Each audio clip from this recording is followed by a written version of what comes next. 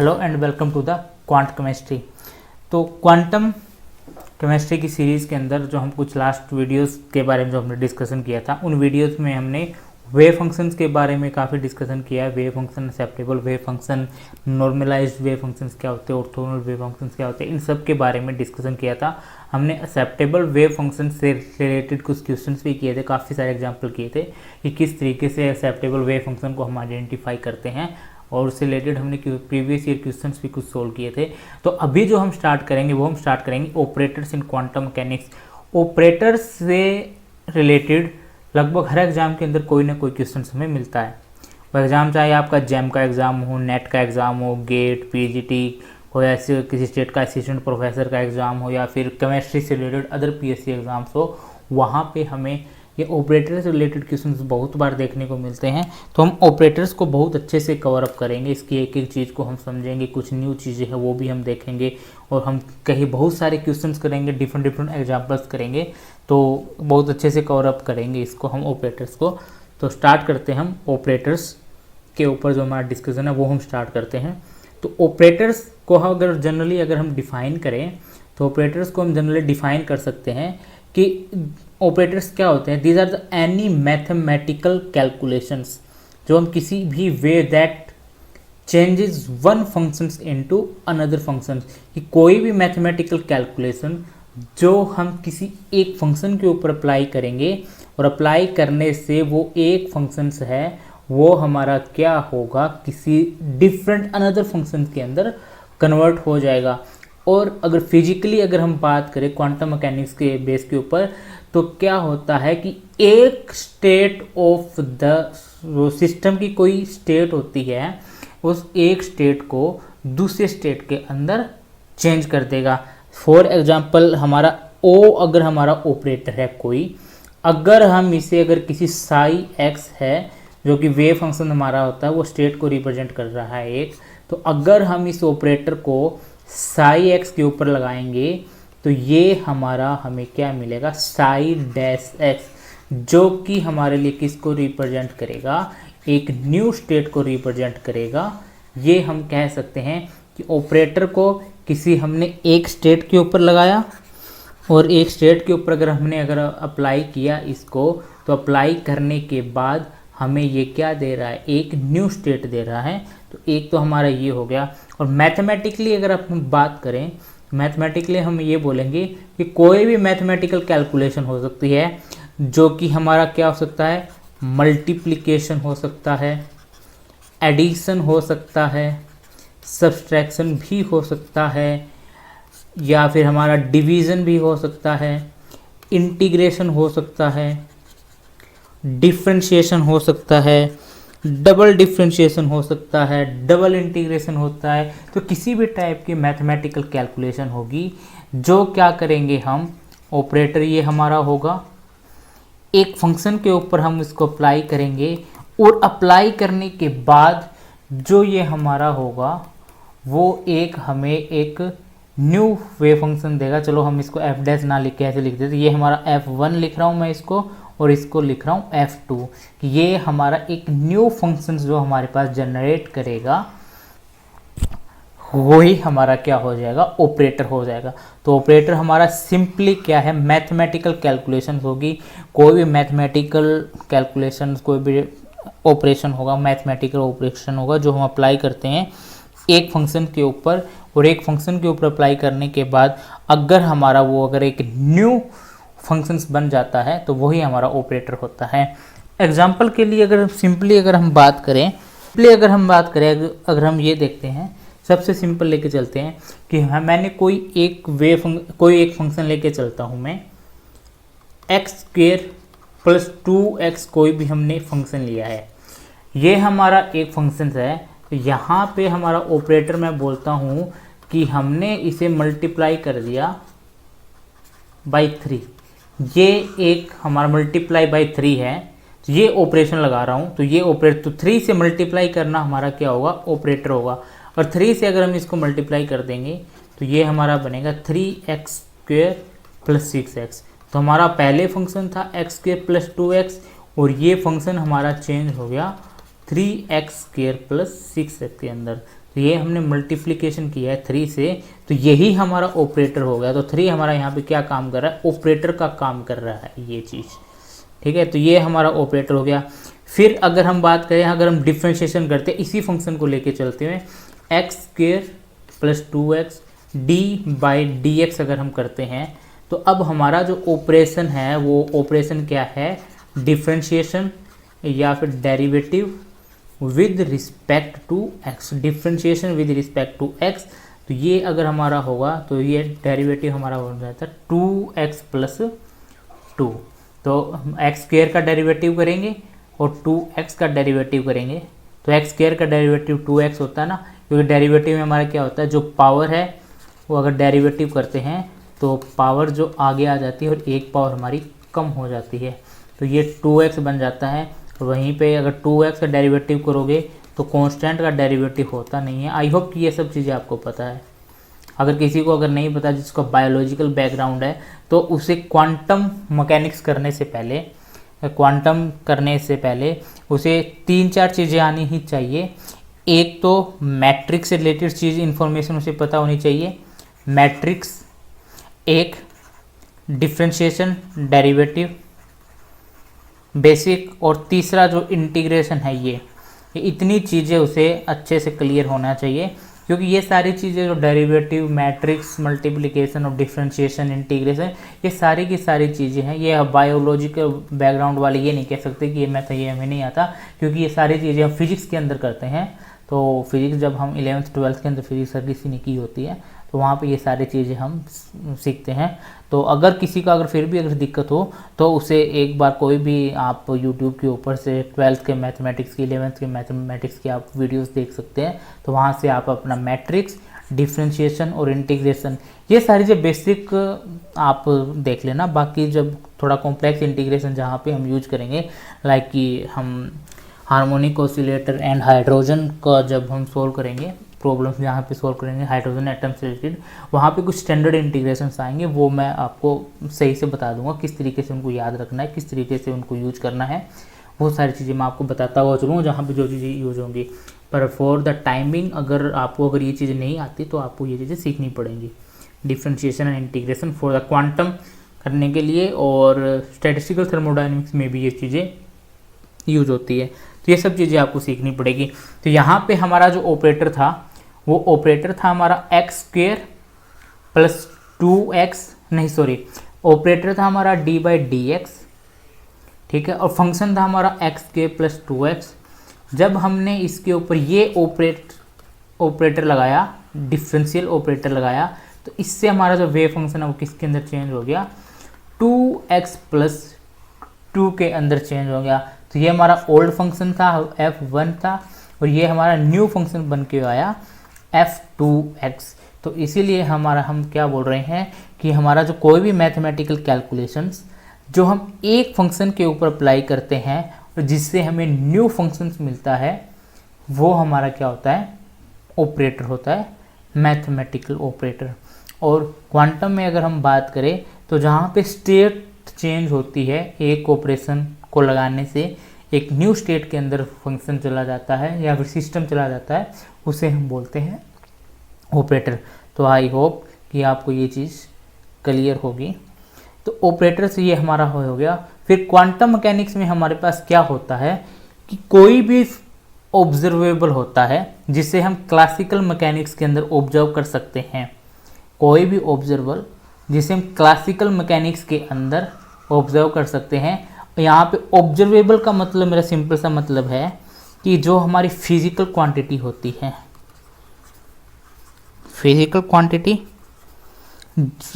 Like हमारा position होगा, momentum होगा,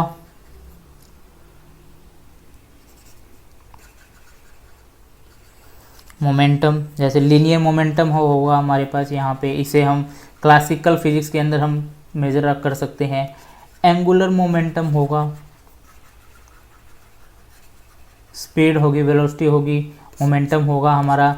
और अगर हम एनर्जी की अगर हम बात करें, like kinetic energy, potential energy, ये सारी की सारी जो फिजिकल क्वांटिटी है जिन्हें हम क्लासिकल मैकेनिक्स के अंदर हम ऑब्जर्व कर सकते हैं। सिंपल जो हम न्यूटोनियन मैकेनिक्स जिसे भी बोलते हैं, क्लासिकल मैकेनिक्स के अंदर जिन्हें हम ऑब्जर्व कर सकते हैं, उनके रिस्पेक्ट में क्वांटम मैकेनिक्स के अंदर एक ऑपरेटर एग्जिस्ट करेगा।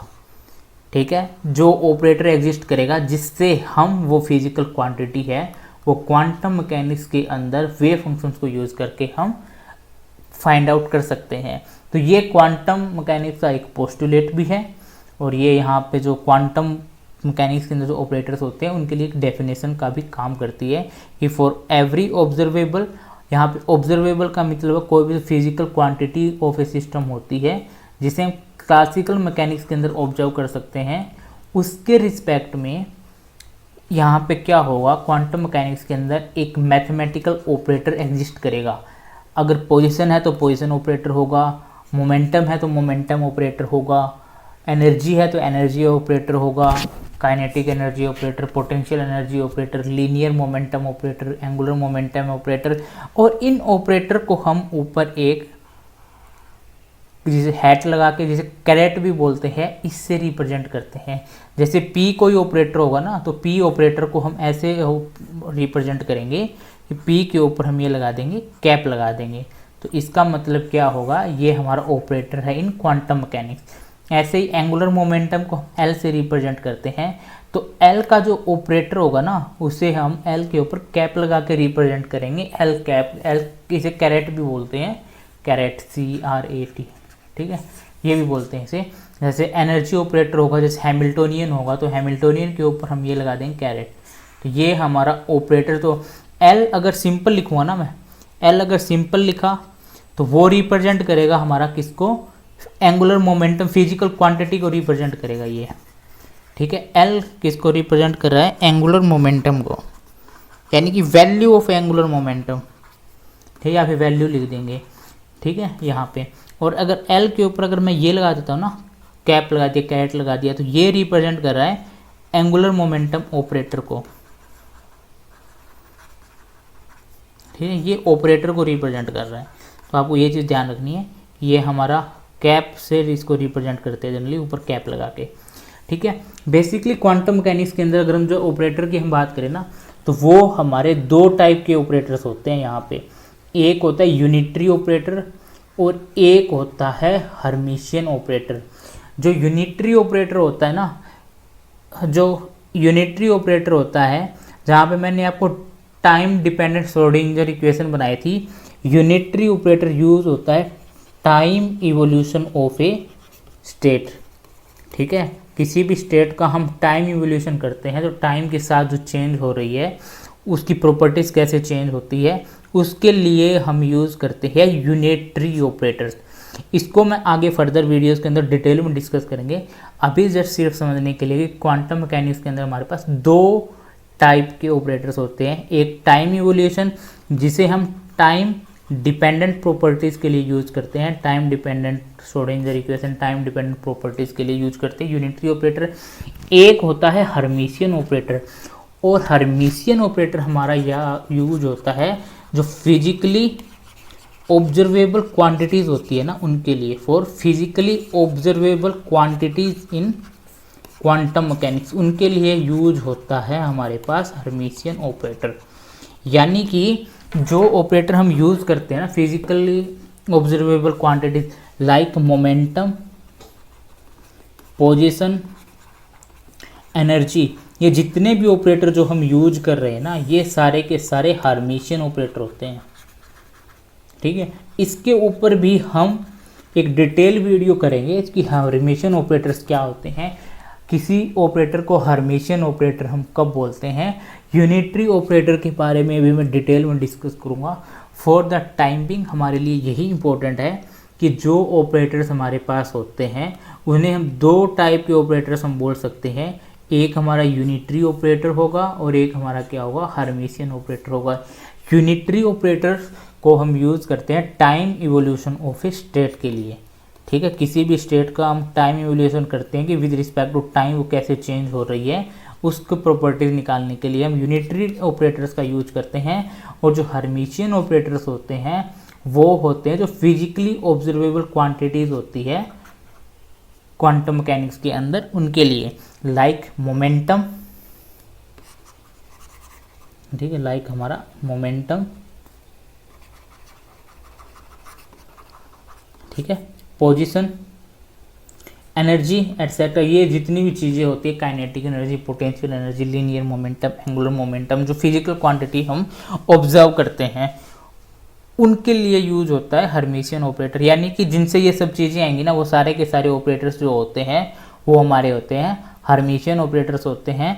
और क्वांटम मैकेनिक्स के अंदर जो ऑपरेटर्स जो हम यूज करते हैं ना इन सब प्रॉपर्टीज़ को डिटरमाइन करने के लिए, वो होते हैं लीनियर हर्मिशियन ऑपरेटर होते हैं।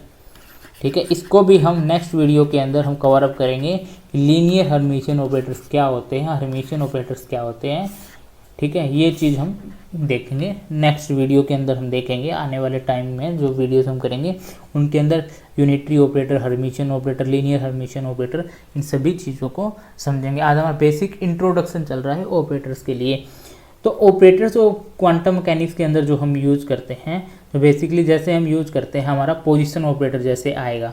तो पोजीशन ऑपरेटर जैसे क्लासिकल मैकेनिक्स के अंदर जो हम पोजीशन बताते हैं तो वो हम एक्स वाई जेड से बताते हैं कि एक्स पोजीशन क्या है, वाई पोजीशन क्या है, जेड पोजीशन क्या है। यहाँ पे जो ऑपरेटर होंगे वो भी हमारे पास 3 ऑपरेटर होंगे, यहाँ पे एक्स कैप, वाई कैप और जेड कैप।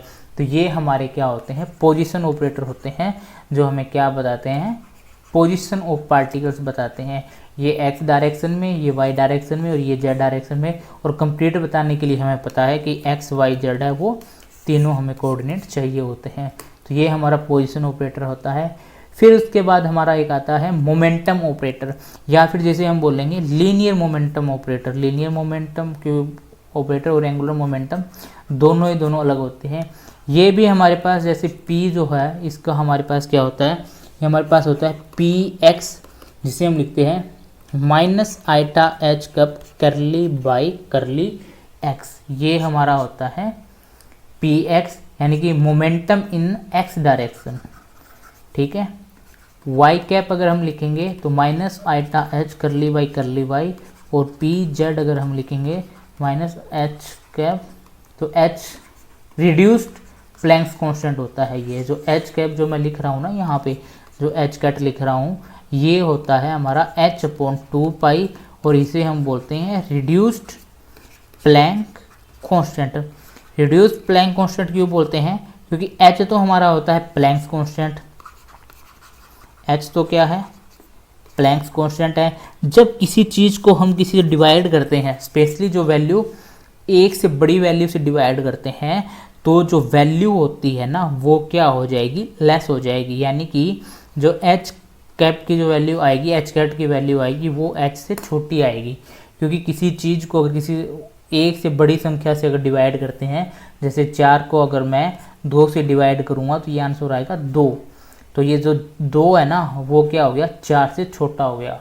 तो मेरा कहने का मतलब ये, अगर किसी चीज़ को अगर हम किसी से डिवाइड करते हैं, एक से बड़ी चीज़ से डिवाइड करते हैं, तो आंसर छोटा आता है। तो एच कैट की जो वैल्यू है, एच क्रॉस की वैल्यू है, वो एच से यानी प्लैंक्स कांस्टेंट से लेस आती है।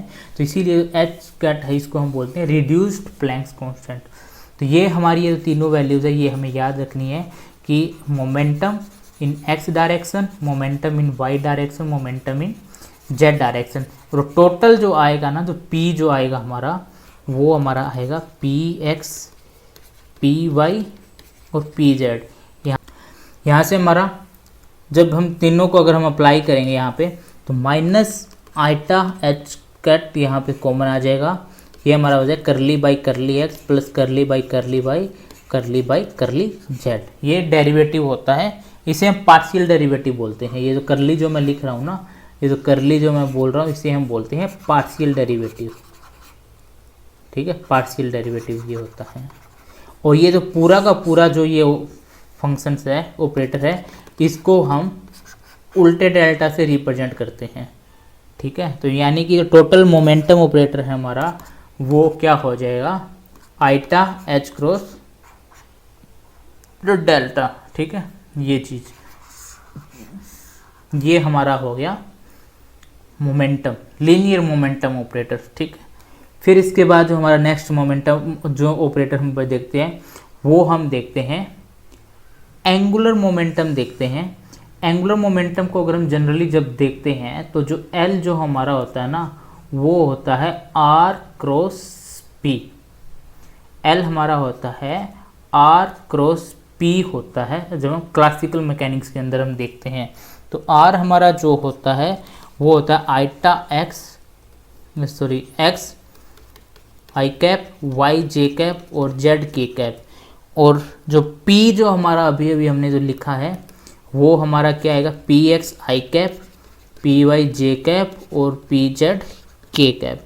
जो L को जब हम लिखते हैं R क्रॉस P है, ये क्रॉस प्रोडक्ट होता है और क्रॉस प्रोडक्ट को हम सोल्व करने के लिए इस तरीके से इसको लिखते हैं आई कैप वाई जे कैप के कैप एक्स वाई जेड और फिर जो हमारा आएगा वो आएगा पी एक्स पी वाई और पी जेड। ठीक है, तो इसको जब हम यहाँ से सोल्व करेंगे, इस मैट्रिक्स को अगर हम सोल्व करते हैं यहाँ से, तो इसकी जो वैल्यू आएगी वो, अगर आप मैट्रिक्स अगर आपको सोल्व करना आता है, ये डिटर्मिनेंट होता है, तो इसको हम लिख सकते हैं, फर्स्ट इसके लॉन्ग एक्सपेंड करते हैं और यहाँ से ये हमारा आएगा कि y into p Z minus z into p y. ठीक है, ये पहली टर्म आएगी, इसके लॉन्ग एक्सपेंड करते हैं। फिर जो हमारा आएगा नेक्स्ट, वो हम जे कैप के लॉन्ग एक्सपेंड करेंगे इसको, और जे कैप के लॉन्ग अगर हम एक्सपेंड करेंगे तो यहाँ से आई कैप लिख दूंगा मैं इसको, प्लस एक्स, सॉरी यहाँ पे माइनस आएगा पहले, ठीक है, एक्स पी जेड, इसकी मल्टीप्लाई इसके साथ और इसकी मल्टीप्लाई इसके साथ, माइनस जेड पी एक्स, तो ये हमारा हो जाएगा जे कैप, प्लस नेक्स्ट जो आएगा हमारा, फिर हम क्या करेंगे, फिर हम करेंगे के कैप वाला, इसको हम कैंसिल करेंगे, इसको कैंसिल करेंगे, इसकी मल्टीप्लिकेशन इसके साथ और इसकी मल्टीप्लिकेशन इसके साथ, तो x into p Y minus y into p x के कैप, ये हमारा हो जाएगा।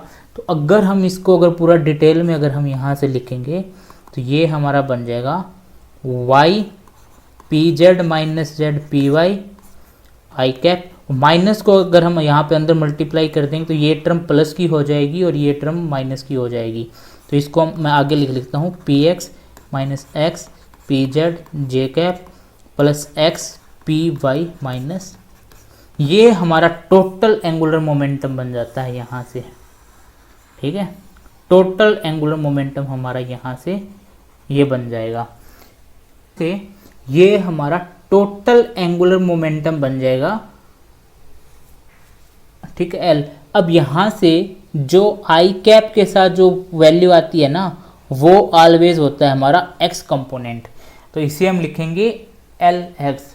जो जे कैप के साथ जो कंपोनेंट आता है वो होता है हमारा वाई कंपोनेंट, तो इसे हम लिखेंगे एल वाई।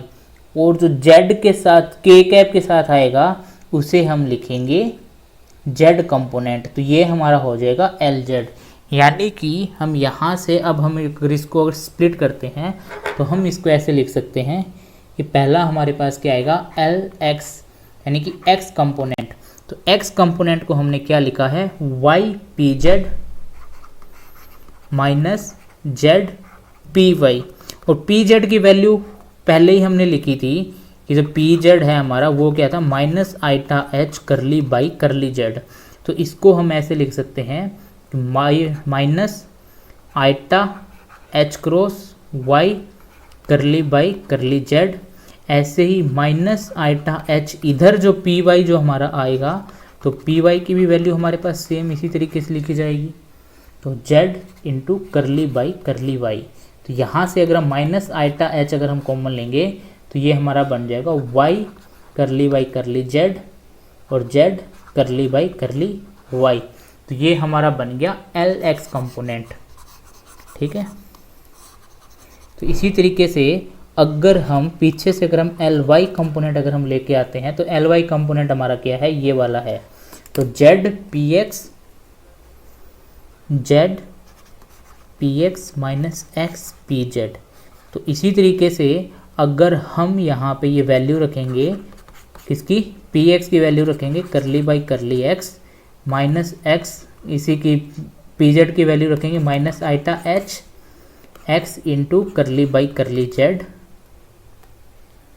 तो ये हमारा बन जाएगा माइनस आइटा एच का, अगर हम यहाँ से कॉमन लेंगे तो जेड करली by curly x minus x curly by curly z. तो इसी तरीके से अगर हम एल जेड कंपोनेंट यहाँ पे लिखेंगे तो एल जेड कंपोनेंट हमारा ये होगा x P Y minus y p x, ठीक है, ये वाला कंपोनेंट। तो वैसे ही वैल्यू रखते हैं हम यहाँ पे x curly by y minus minus of iota h cut y curly by curly x minus iota h cut यहाँ से कॉमन लिया x curly by y minus y curly by curly x. तो ये हमारे पास तीनों ऑपरेटर आ गए, एल एक्स, एल वाई और एल जेड। कंप्लीट भी हमने लिख लिया यहाँ पे एल ऑपरेटर, एंगुलर ऑपरेटर जो हमारा है, ठीक है, और ये हमारा बन जाएगा।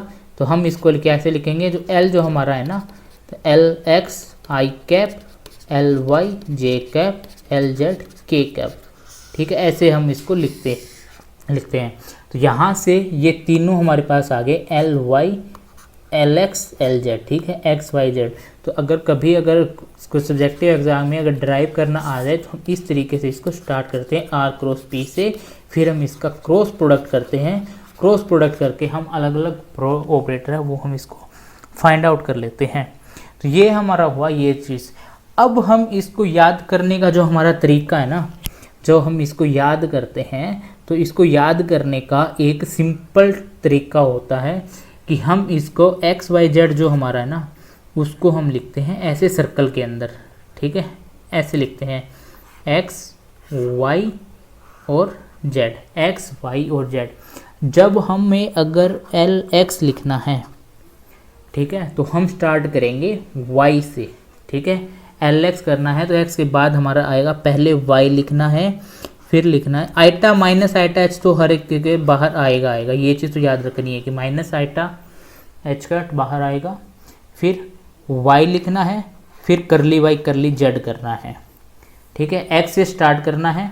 अगर एक्स लिख रहे हैं तो Y curly by curly Z, फिर जो हमारा माइनस का जो आएगा ना, फिर माइनस लगा के अभी यहाँ पे एक्स के आ गया तो हमें वाई जेड को यूज करना है।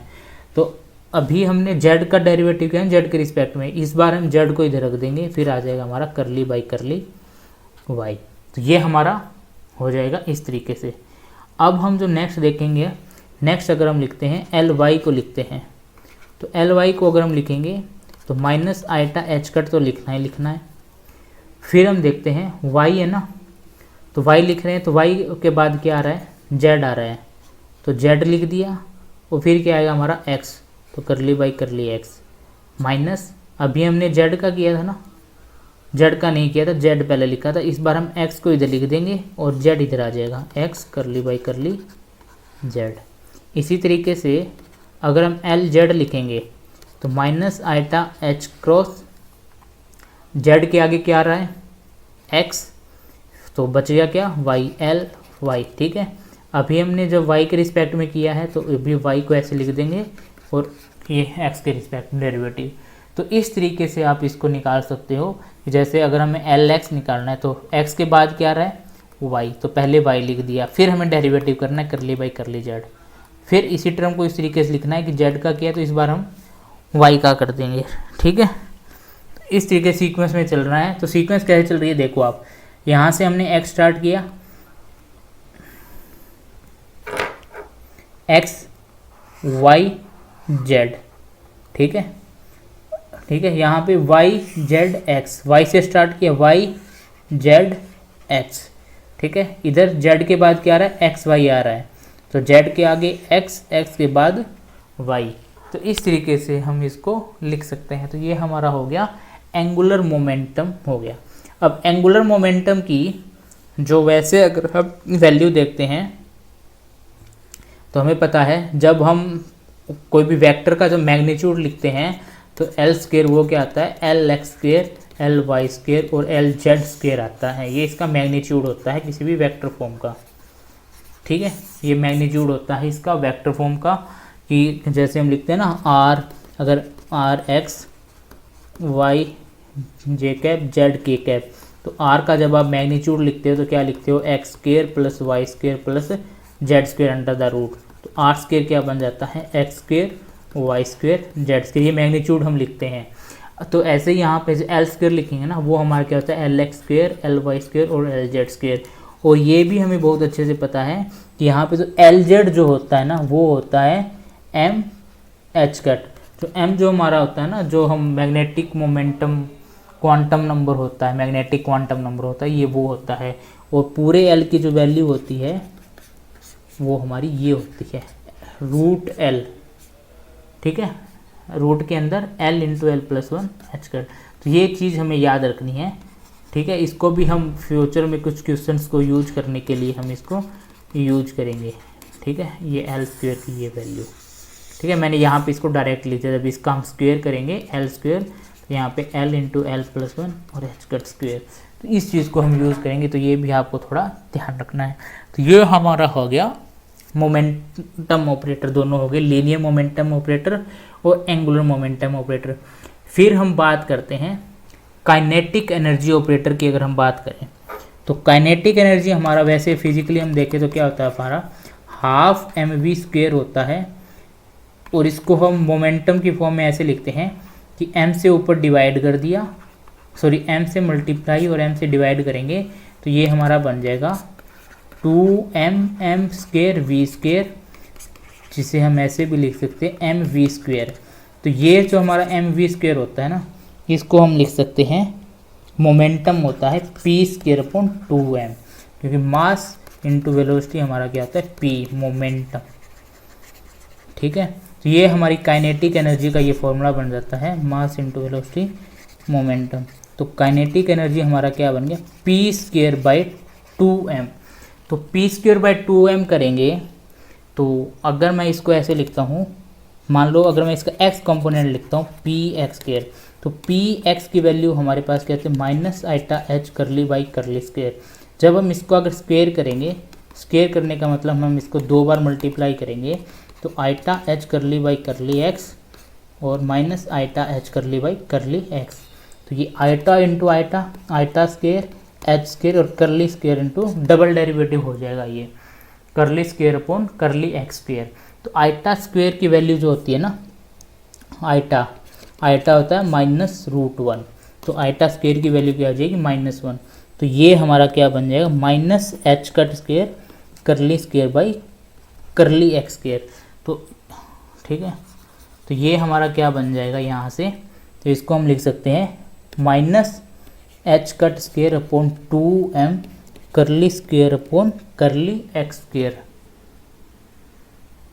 ठीक है। तो ये हमारा क्या हो जाएगा, ये के एक्स हो जाएगा एक्स डायरेक्शन के अंदर। तो इसी तरीके से अगर हम के वाई लिखेंगे, तो ये हमारा क्या हो जाएगा, H square curly Y square, और के जेड अगर हम इसको लिखेंगे, तो ये हमारा क्या हो जाएगा, minus h cut square 2m करली square upon curly Z square, ठीक है। ये हमारा हो जाएगा kinetic energy operator. Kinetic energy operator हो गया।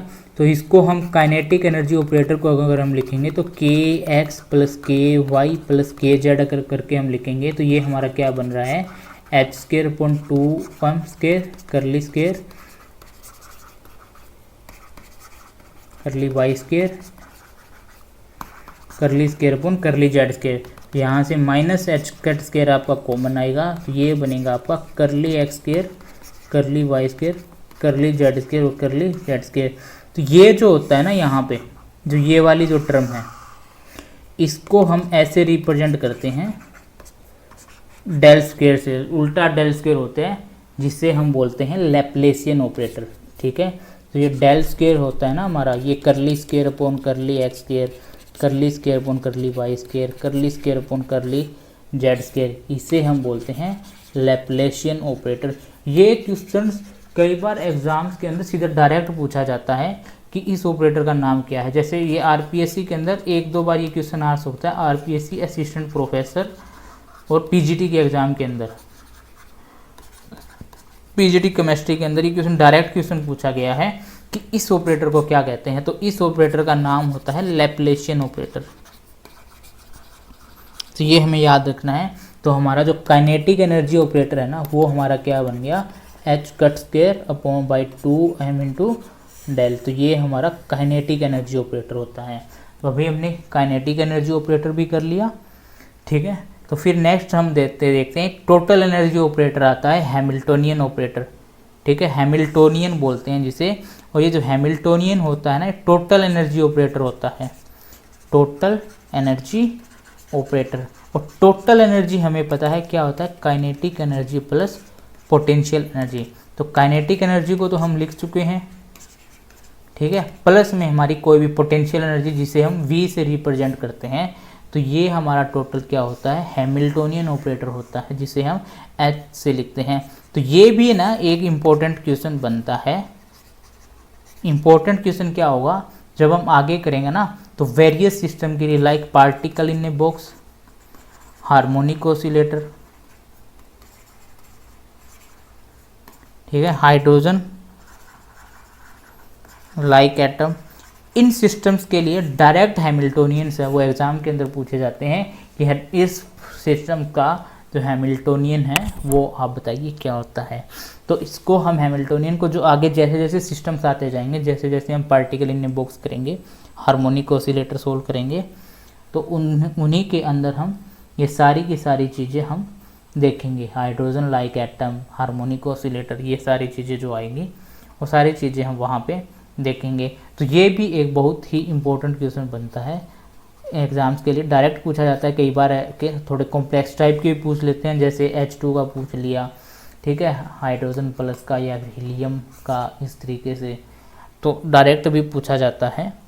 ये तो हैमिल्टोनियन भी डायरेक्टली पूछा जाता है सिस्टम्स का। तो डिफरेंट सिस्टम्स के जब हम करेंगे तो हम देखेंगे। तो आज अभी तक हमने क्या किया है, अभी तक हमने सिर्फ ऑपरेटर्स के डेफिनेशन देखी है,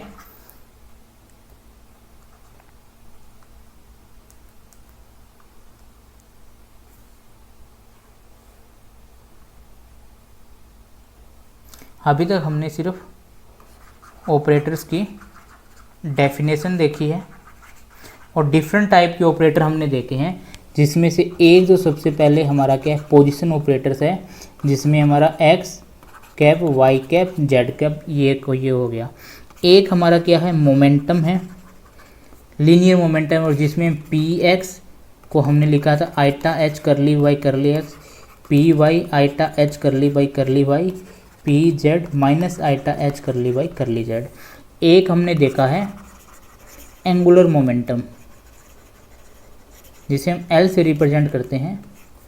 तो एल एक्स को हमें माइनस आइटा एच क्या बताया था कि एक्स वाई जेड इस डायरेक्शन में चलना है हमें, या फिर ऐसे नहीं तो ऐसे बना सकते हो आप, एक्स वाई और जेड ऐसे चलना है हमें, एक्स वाई जेड की तरफ। तो एक्स लिख रहे हैं तो हम क्या लिखेंगे, वाई जेड लिखेंगे, ठीक है। पहले हमने वाई लिख लिया, फिर curly Y curly Z, minus Z curly Y curly Y, L Y लिखेंगे तो माइनस आइटा एच, वाई के बाद आ रहा है हमारा जेड, तो Z curly Y curly x minus x करली वाई करली जेड। फिर हम लिखेंगे एल जेड, एल जेड को अगर हम लिखें तो ऐसे लिखेंगे, जेड के बाद आ रहा है हमारा एक्स करली Y minus y curly x. एक हमारा ये एंगुलर मोमेंटम का हो गया। फिर उसके बाद हमने देखा था kinetic energy operator, kinetic energy operator. तो काइनेटिक एनर्जी हमारा क्या होता है, पी स्क्वेयर बाई 2m होता है। ये हमारा निकल के आया था minus h cut square by 2m P square, जिसे हमने लिखा था पी स्क्वेयर नहीं, इसको हमने ऐसे लिखा था डेल स्क्वेयर, ठीक है। और जो डेल स्क्वेयर जो हमारा है, इसे हम बोलते हैं लैप्लेसियन ऑपरेटर। और ये हमारा क्या होता है, curly square by curly x square, curly square by curly Y square, curly square by curly Z square, ठीक है। ये हमारा लैप्लेसियन ऑपरेटर होता है। फिर हमने देखा था हैमिल्टोनियन ऑपरेटर। तो हैमिल्टोनियन ऑपरेटर जो हमारा है वो हमारा क्या होता है, एच से रिप्रेजेंट करते हैं। ये हमारा होता है टोटल एनर्जी ऑपरेटर, जिसे हम बोलते हैं। तो ये भी एक क्वेश्चन बनता है, which of the following is a total energy operator, तो वो हमारा हैमिल्टोनियन होता है। जिसे हम लिखते हैं kinetic energy plus potential energy. तो काइनेटिक एनर्जी को तो हम इस तरीके से लिखते हैं लैप्लासियन ऑपरेटर के थ्रू, और ये हमारा पोटेंशियल एनर्जी होता है। तो ये अभी तक हमने इतने ऑपरेटर्स है वो हमने देखे हैं और इनको हम यूज करेंगे आगे फर्दर। तो आज की क्लास के लिए इतना ही। नेक्स्ट हम स्टार्ट करेंगे जो ऑपरेटर्स होते हैं उनकी प्रॉपर्टीज़ क्या होती है क्वांटम मैकेनिक्स के लिए, properties of the quantum mechanical operators. तो इस चीज़ के बारे में हम डिस्कस करेंगे कि लीनियर ऑपरेटर और लीनियर हर्मिशियन ऑपरेटर मैंने नाम दिया था ना एक, कि जो क्वांटम मैकेनिक्स के जो ऑपरेटर्स होते हैं वो हमारे क्या होते हैं, लीनियर हर्मिशियन ऑपरेटर होते हैं। तो पहले हम इन्हें देखेंगे लीनियर ऑपरेटर्स क्या होते हैं, फिर हम देखेंगे कि हर्मिशियन ऑपरेटर्स क्या होते हैं, फिर हम डिफाइन करेंगे कि जो क्वांटम मैकेनिक्स के अंदर जितने भी ऑपरेटर यूज होते हैं हमारे पी एल ये हैमिल्टोनियन, ये सारे के सारे क्या होते हैं, लीनियर हर्मिशियन ऑपरेटर्स होते हैं। तो ये चीज़ हम देखेंगे। सो थैंक यू, मिलते हैं नेक्स्ट वीडियो के अंदर।